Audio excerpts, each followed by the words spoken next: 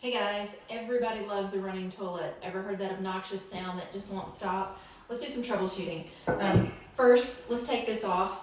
It's pretty heavy, don't drop it. Right here, you've got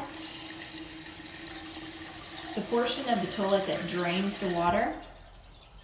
If that's stuck, it can make the water continuously run.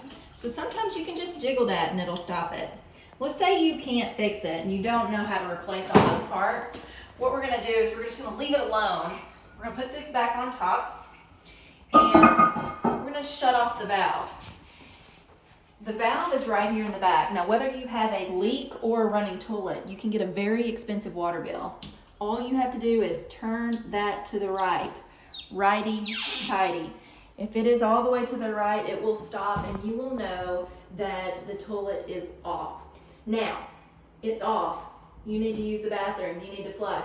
Turn it on, do your business, turn it off, call your landlord.